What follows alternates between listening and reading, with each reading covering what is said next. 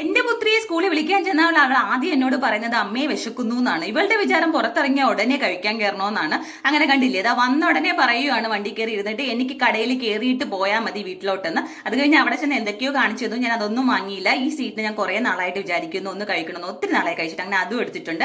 അങ്ങനെ വീടെത്തിയ ഉടനെ ആള് പറയുവാണ് നിന്റെ തത്തമ്മ വിത്ത് കിളിച്ചത് കണ്ടോ. ഞാനും വിചാരിച്ചു എന്ത് സാധനം ഇത്, എന്തുകൊണ്ട് എന്റെ ഫ്രിഡ്ജിലിരുന്ന മത്തങ്ങയുടെ കുരു എടുത്ത് നട്ടതാണ്. അത് കിളിച്ചു വന്നിട്ടുണ്ട്. അത് കഴിഞ്ഞ് ഞാൻ വേഗം മല്ലിയൊക്കെ പുറത്തുനിന്ന് എടുക്കുവാണ്. മഴ എപ്പോഴാണ് പെയ്യുന്നതെന്ന് അറിയില്ല. അത് കഴിഞ്ഞ് അല്ലുച്ചേട്ടൻ എത്തിയിട്ടുണ്ട്. അവളുടെ അല്ലുച്ചേട്ടൻ വന്നാൽ പിന്നെ TV അല്ലുച്ചേട്ടൻ ഏറ്റെടുക്കും. അതിന്റെ കരച്ചിലാണ് കാണുന്നത്. അത് കഴിഞ്ഞ് ഞാൻ വേഗം പോയി അവരുടെ അടിയുടെ ഇടയ്ക്ക് ഞാൻ പോയി ചായ ഇട്ട് എല്ലാം എടുത്ത് വെച്ചിട്ട് വീണ്ടും കഴിക്കാൻ കൊടുക്കാമല്ലോ, അപ്പോഴെങ്കിലും കുറച്ചു നേരം വാ അടങ്ങി ഇരിക്കുമല്ലോ കഴിക്കാൻ കൊടുക്കുമ്പോഴെങ്കിലും. അങ്ങനെ ഞാൻ എല്ലാം ഒന്ന് സെറ്റായി കൊണ്ടുവച്ചതാണ്. കൊണ്ടുവച്ചപ്പോഴേക്ക് എൻ്റെ അല്ലുക്കുട്ടൻ മാത്രമേ ഉള്ളൂ അവിടെ. കുട്ടി പിണങ്ങി റൂമിൽ പോയി ഇരിപ്പുണ്ട്.